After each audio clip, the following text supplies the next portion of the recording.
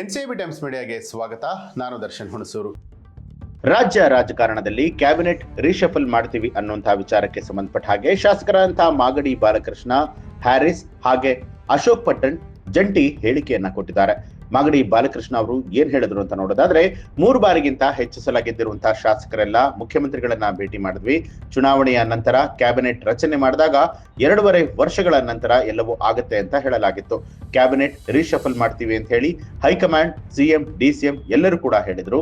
ಅದರಂತೆ cabinet reshuffle ಮಾಡಬೇಕು. ನಮ್ಮಲ್ಲಿರುವಂತಹ 40 ಶಾಸಕರಲ್ಲಿ 20 ಜನರಿಗೆ ಅವಕಾಶ ಕೊಡಬೇಕು.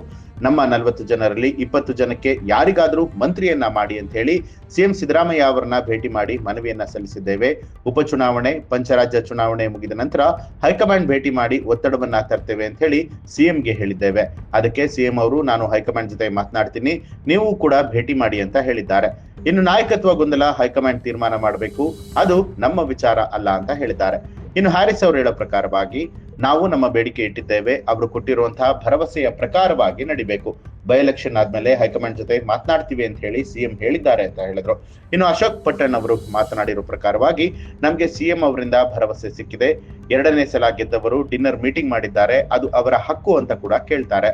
ನಮ್ಮ ಹಕ್ಕನ್ನ ನಾವು ಕೇಳ್ತೀವಿ ಅಂತ ಸ್ಪಷ್ಟಪಡಿಸಿದ್ರು. ಹೆಚ್ಚು ಹಿರಿಯ ಶಾಸಕರು 3 ಬಾರಿಗಿನ್ನ ಹೆಚ್ಚು ಅವಧಿಯಲ್ಲಿ ಗೆದ್ದಿರ್ತಕ್ಕಂಥ ಶಾಸಕರೆಲ್ಲ ನಾವಿವತ್ತು ಮುಖ್ಯಮಂತ್ರಿಗಳನ್ನ ಭೇಟಿ ಮಾಡಿ, ಅವರು ಚುನಾವಣೆ ನಂತರ ಈ ಮಂತ್ರಿಮಂಡಲ ರಚನೆ ಮಾಡಿದಂಥ ಸಂದರ್ಭದಲ್ಲಿ 2.5 ವರ್ಷಗಳ ನಂತರ ನಾವು ರೀಶಫಲ್ ಮಾಡ್ತೀವಿ ಅಂತಕ್ಕಂಥ ಮಾತನ್ನು ಹೈಕಮಾಂಡು, ಮುಖ್ಯಮಂತ್ರಿಗಳು, ಉಪಮುಖ್ಯಮಂತ್ರಿಗಳು ಎಲ್ಲರೂ ಕೂಡ ಹೇಳಿದರು.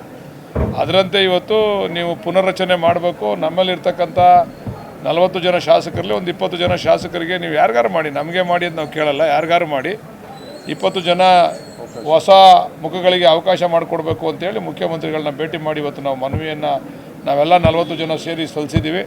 ಮತ್ತು ಈಗ ಇದಾದ ನಂತರ ಉಪಚುನಾವಣೆಗಳು ಮತ್ತು ಬೇರೆ ಬೇರೆ ರಾಜ್ಯದ ಚುನಾವಣೆಗಳು ಆದ ನಂತರ ನಾವು ಹೈಕಮಾಂಡ್ನ ಭೇಟಿ ಮಾಡಬೇಕು ಅಂತ ತೀರ್ಮಾನ ಮಾಡಿ ನಮ್ಗೆ ಅವಕಾಶ ಮಾಡಿಕೊಡ್ಬೇಕು ಅಂತ ಒತ್ತಾಯ ಮಾಡ್ತಾಯಿದ್ದೀವಿ. ಹೈಕಮಾಂಡ್ ಪ್ರತಿಕ್ರಿಯೆ ಮಾಡೋಣ ಅಂತ ಆಯಿತು, ಅವ್ರು ಹೇಳಿದ್ರು ನಾನು ಹೋಗ್ತೀನಿ ಅಂತ ಹೇಳಿದ್ದಾರೆ. ನಾನು ಮಾತಾಡ್ತೀನಿ, ನೀವು ಹೋಗಿ ಮಾತಾಡಿ ಅಂತ ಹೇಳಿದ್ರು. ನಾನು ಚುನಾವಣೆ ಆದ್ಮೇಲೆ ದೆಹಲಿಗೆ ಹೋಗ್ತೀನಿ ಅಂತ ಹೇಳಿದ್ದಾರೆ. ನಾಯಕತ್ವದ ಗೊಂದಲಕ್ಕೂ ನಮಗೆ ಇಲ್ಲ. ನಾವು ನಾಯಕತ್ವದ ಗೊಂದಲ ಅದು ಹೈಕಮಾಂಡ್ ತೀರ್ಮಾನ ಮಾಡಬೇಕು, ಅದು ನಮ್ದಲ್ಲ ವಿಚಾರ. ಅದು ಮೊದಲನೇ ಸ್ಥಾನದ ಇತ್ಯರ್ಥ ಆಗದವರೆಗೂ ಇನ್ಯಾವ ಗೊಂದಲಗಳು ಬಗೆಹರಿಯುವ ಲಕ್ಷಣಗಳು ಕಾಣಿಸ್ತಾ ಇಲ್ಲ. ಅದೇ ನೀವೇ ಹೈಕಮಾಂಡ್ ಆಗ್ಬಿಟ್ಟಿದ್ದೀರಾ, ನೀವೇ ಹೈಕಮಾಂಡ್ ಆಗ್ಬಿಟ್ಟಿದ್ದೀರಾ. ಯಾರು ನಮ್ಮ ಪಾರ್ಟಿಯವರು ಅಂದ್ರೆ ಯಾರು ಹೇಳಿದ್ದಾರೆ ನಿಮಗೆ?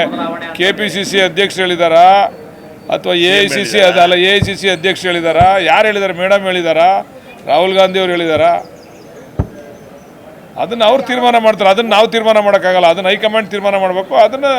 ಅದು ಬೇರೆ ವಿಚಾರ, ಅದು ಈ ವಿಚಾರ ಬೇರೆ, ಅದೇ ವಿಚಾರ ಬೇರೆ. ಮಾತುಗಳನ್ನ ಇಟ್ಟಿದ್ದೀವಿ ಅಷ್ಟೇ. ಅವ್ರು ಕೊಟ್ಟಿರುವಂಥ ಮಾತು ಪ್ರಕಾರ ಆಗಬೇಕು ಅಂತ ಕೇಳ್ಕೊಂಡಿದ್ದೀವಿ. ಆಯಿತು, ಬೈ ಎಲೆಕ್ಷನ್ ಆದಮೇಲೆ ನಾನು ಹೈಕಮಾಂಡ್ ಜೊತೆ ಮಾತಾಡ್ತೀನಿ ಅಂತ ಮುಖ್ಯಮಂತ್ರಿಗಳು ಕೂಡ ಹೇಳಿದ್ದಾರೆ.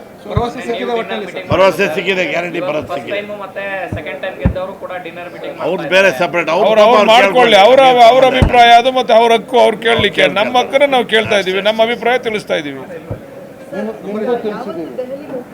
11ನೇ ತಾರೀಕು ಮೇಡಮ್, ಏಪ್ರಿಲ್ 11ನೇ ತಾರೀಕು ಚುನಾವಣೆಗಳೆಲ್ಲ ಮುಗಿದ ಮೇಲೆ ಏಪ್ರಿಲ್ 11ನೇ ತಾರೀಕು ನಾವೆಲ್ಲ 40 ಜನ ದೆಹಲಿಗೆ ಹೋಗ್ಬೇಕಂತ ಎಲ್ಲ ಪ್ಲಾನ್ ಮಾಡಿದೀವಿ. ಆಗಲೇ ದೆಹಲಿಯಲ್ಲಿ ನಾಯಕರಿಗೂ ತಿಳಿಸಿದ್ದೀವಿ, ಎಲ್ಲ ರೆಡಿ ಆಗಿದ್ದೀವಿ. 40 ಜನ ಒಂದೇ ಫ್ಲೈಟ್ನಾಗ ಹೋಗ್ತೀವಿ.